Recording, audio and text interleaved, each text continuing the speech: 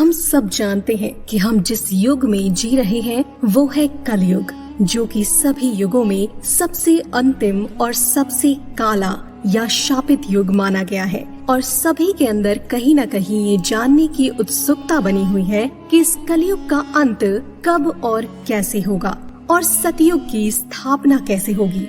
श्रीमद् भागवत पुराण और भविष्य पुराण में कलयुग के अंत का वर्णन मिलता है। कलयुग में भगवान विष्णु के अंतिम और सर्वश्रेष्ठ अवतार कल्कि अवतार का वर्णन मिलता है, जो कलयुग के अंत में प्रकट होंगे और इस कलयुग से सभी अधर्मियों का नाश करके सतयुग की स्थापना करेंगे। पर सवाल ये है कि क्या वो घोर कलयुग का समय आ चुका है या अभी इसमें काफी लंबा समय बाकी है। तो इस सवाल का जवाब पाने के लिए हमारे पुराणों में वर्णित उन लक्षणों को समझना होगा जो कलयुग के अंत समय प्रकट होंगे। तो चलिए जानते हैं कि हमारे पुराणों में कलयुग के अंत में मिलने वाले कौन से लक्षणों के बारे में बताया गया है।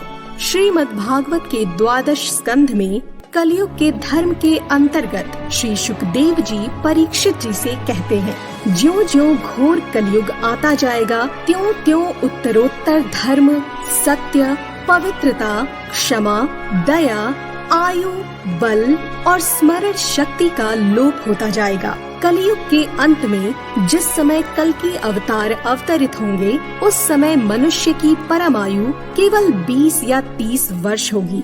5 वर्ष की उम्र में स्त्री गर्भवती हो जाया करेगी, 16 वर्ष में लोग वृद्ध हो जाएंगे और 20 वर्ष में मृत्यु को प्राप्त हो जाएंगे। कली के प्रभाव से प्राणियों के शरीर छोटे छोटे, क्षीण और रोगग्रस्त होने लगेंगे। कलयुग के अंत में संसार की ऐसी दशा होगी कि अन्न नहीं उगेगा, लोग मछली मांस ही खाएंगे और भेड़ व बकरियों का दूध पिएंगे। गाय तो दिखना भी बंद हो जाएगी, होगी तो वो भी बकरियों की तरह छोटी छोटी और कम दूध देने वाली हो जाएगी। कलयुग के अंत में भयंकर तूफान और भूकंप ही चला करेंगे। लोग मकानों में नहीं रहेंगे, लोग गड्ढे खोद कर रहेंगे। धरती का 3 हाथ अंश अर्थात लगभग 4.5 फुट नीचे तक धरती का उपजाऊ अंश नष्ट हो जाएगा। भूकंप आया करेंगे। महाभारत में कलयुग के अंत में प्रलय होने का जिक्र है, लेकिन ये किसी जल प्रलय से नहीं बल्कि धरती पर लगातार बढ़ रही गर्मी से होगा। महाभारत के वन पर्व में उल्लेख मिलता है कि कलयुग के अंत में सूर्य का तेज इतना बढ़ जाएगा कि 7 समुद्र और नदियाँ सूख जाएंगी। संवर्तक नाम की अग्नि धरती को पाताल तक भस्म कर देगी। वर्षा पूरी तरह बंद हो जाएगी, सब कुछ जल जाएगा। इसके बाद फिर 12 वर्षों तक लगातार बारिश होगी, जिससे सारी धरती जलमग्न हो जाएगी। जल में फिर से जीव उत्पत्ति की शुरुआत होगी। कलयुग के अंत के समय बड़े बड़े भयंकर युद्ध होंगे। भारी वर्षा, प्रचंड आंधी और जोरों की गर्मी पड़ेगी।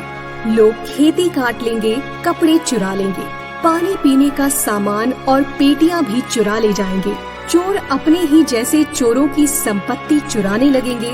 हत्यारों की भी हत्या होने लगेगी। चोरों से चोरों का नाश हो जाने के कारण जनता का कल्याण होगा। फिर धीरे धीरे लोग साधु पुरुषों की सेवा, दान, सत्य एवं प्राणियों की रक्षा में तत्पर होंगे।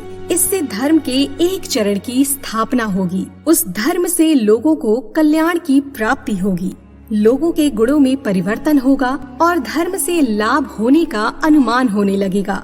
फिर श्रेष्ठ क्या है, इस बात पर विचार करने से धर्म ही श्रेष्ठ दिखाई देगा।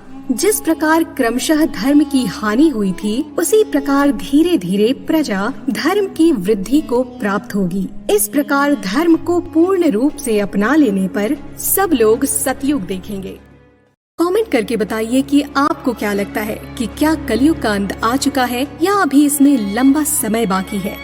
दोस्तों, अगर आपको ये वीडियो पसंद आई हो तो प्लीज इसे लाइक और शेयर करना ना भूलें। चैनल पर नए हैं तो चैनल को अभी सब्सक्राइब कर लें, साथ ही बेल आइकॉन को भी दबा दें, जिससे हमारी सभी आने वाली वीडियोस आप तक सबसे पहले पहुंच सकें। तो इस वीडियो में इतना ही, मिलते हैं अगले वीडियो में। धन्यवाद।